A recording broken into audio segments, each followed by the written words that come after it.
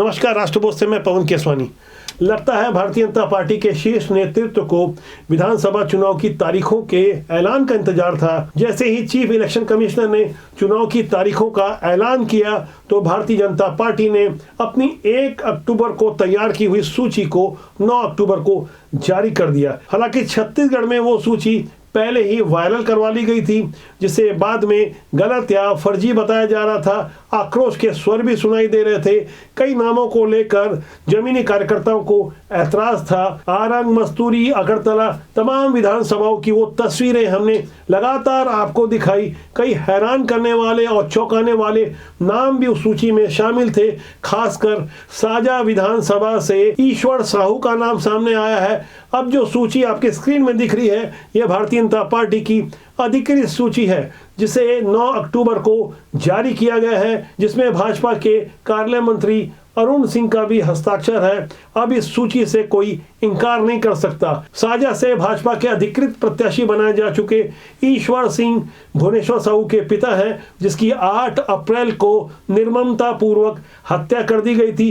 वो हत्या mob lynching की परिणति थी, जिस पर साफ तौर पर आरोप लगा था कि उसे संप्रदाय विशेष के कुछ शांति दूतों ने घेर कर मारा है। इस मॉब लिंचिंग की तस्वीर को कई बार हमने आपसे साझा किया और इसकी हकीकत को बताने की कोशिश की। भारतीय जनता पार्टी ने साहू समाज के ईश्वर साहू को टिकट देकर अपने इरादे साफ कर लिए हैं। यहाँ गौर करने वाली बात यह है कि भुवनेश्वर साहू की हत्या मुस्लिम समुदाय के कुछ लोगों ने मिलकर की थी। जिन हालातों में की थी, उन परिस्थितियों से जाहिर तौर पर भारतीय जनता पार्टी अपना यह संदेश साफ तौर पर देना चाहती है कि भारतीय जनता पार्टी साहू समाज के साथ है। यहाँ गौर करने वाली बात यह है कि भाजपा की ओर से ईश्वर साहू और उसके परिवार को 11 लाख रुपए की मदद दी गई।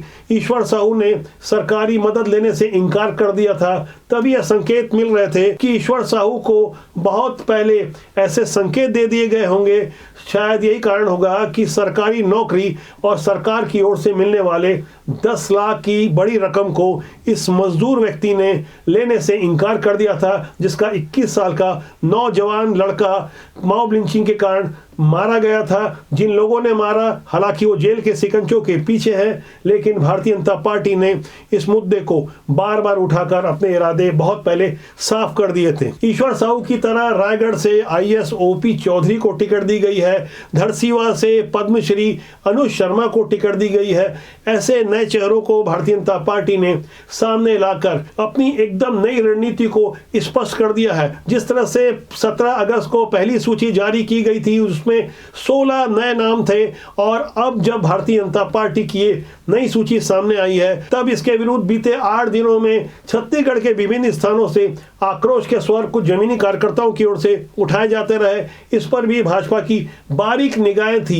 इन 8 दिनों में भाजपा की ओर से इस सूची को दबाकर क्यों रखा गया, क्यों नहीं इसे अधिकृत रूप से सार्वजनिक किया गया। इस सूची को वायरल करने में एक पूर्व मंत्री का नाम सामने आया। ऐसी तमाम घटना के बाद भारतीय जनता पार्टी ने अब जब 9 अक्टूबर को अपनी सूची जारी कर दी है और आदर्श आचार संहिता लागू हो गई है, यहाँ से हर दिन हमें कुछ नए और बड़े अपडेट मिलते रहेंगे। वैसे छत्तीसगढ़ के अलावा मध्य प्रदेश के 57 नए नामों वाली तीसरी सूची भी जारी कर दी गई है और राजस्थान के 41 प्रत्याशियों की भी सूची जारी कर दी गई है। यानी 9 अक्टूबर को चुनाव की तारीख के ऐलान के साथ आपकी स्क्रीन में फिलहाल हम छत्तीसगढ़ के उन 64 प्रत्याशियों की सूची जारी कर रहे हैं, जिसे भाजपा ने अपनी दूसरी सूची के रूप में जारी किया है। ये वो प्रत्याशी हैं जो आने वाले दिनों में चुनावी रण में उतरने वाले हैं। भारतीय जनता पार्टी के तमाम नए चेहरे, कुछ पुराने मंत्री भी हैं। 12 ऐसे नाम हैं जो पुराने मंत्री रहे हैं। आप एक एक कर ध्यान से इन नामों को देखें। फिलहाल छत्तीसगढ़ भाजपा के 64 प्रत्याशियों वाली ये दूसरी सूची है।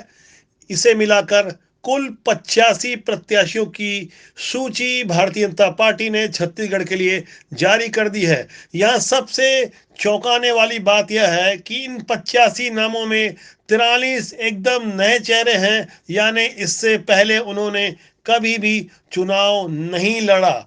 जिन 85 प्रत्याशियों की सूची जारी की जा चुकी है, इसमें 43 एकदम नए चेहरे हैं, यानी आधे से ज्यादा नए चेहरे। जिन 5 राज्यों से भारतीय जनता पार्टी ने अपने प्रत्याशियों के नामों का ऐलान नहीं किया है, वो सीटें हैं बेमेतरा, पंडरिया, कसडोल, अंबिकापुर और बेलतरा। इतना ही नहीं, भाजपा ने चुनावी रण में अपने 3 सांसदों को भी उतार दिया है, जिसमें प्रदेश अध्यक्ष अरुण साव लोरमी से चुनाव लड़ेंगे, जबकि केंद्रीय राज्य मंत्री रेणुका सिंह भरतपुर सोनत से विधानसभा चुनाव लड़ेंगी। सांसद गोमती साय पत्थलगांव से चुनाव लड़ेंगी। इस बारे में हम लगातार कुछ नए अपडेट देते रहेंगे।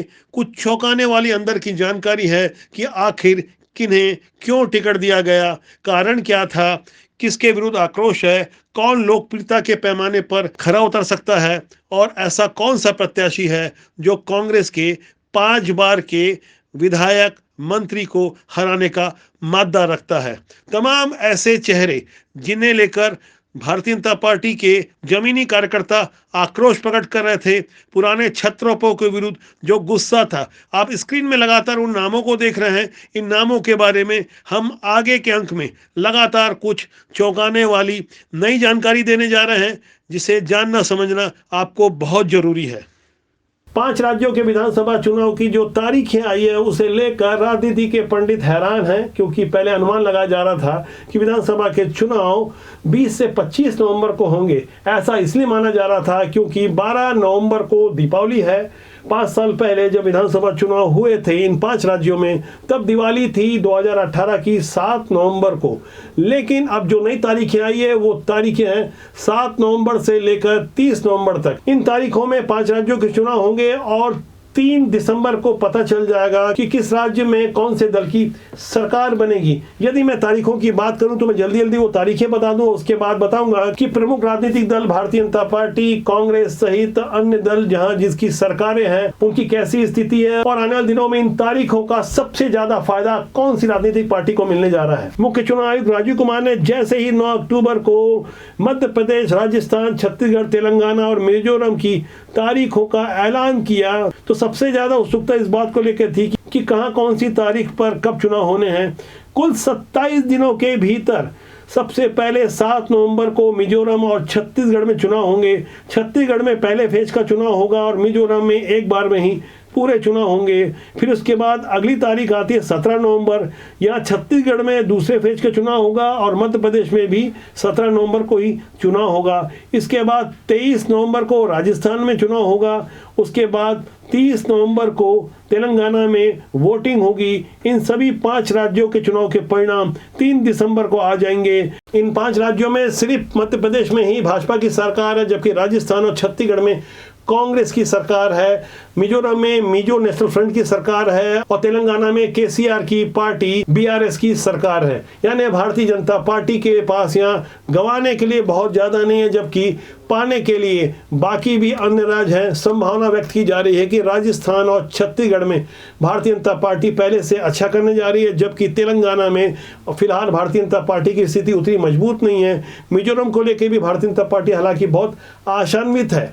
इन 5 राज्यों में 16 करोड़ 14 लाख मतदाता हैं। कुल 182 लोकसभा की सीटें आती है। इसलिए खासकर भारतीय जनता पार्टी का केंद्रीय नेतृत्व हर हाल में 2023 के इन विधानसभा चुनाव को 2024 की तैयारी मानकर चल रहा है। 2024 में लोकसभा के चुनाव हैं। इस बार सत्ता की बागडोर युवा मतदाताओं के हाथ में है, क्योंकि इन 5 राज्यों में चीफ इलेक्शन कमीशन के हिसाब से 60,20,000 ऐसे वोटर होंगे जो पहली बार वोट करने जा रहे हैं। इन 5 राज्यों में 689 विधानसभा सीटों के लिए 1,77,000 पोलिंग स्टेशन बनाए गए हैं।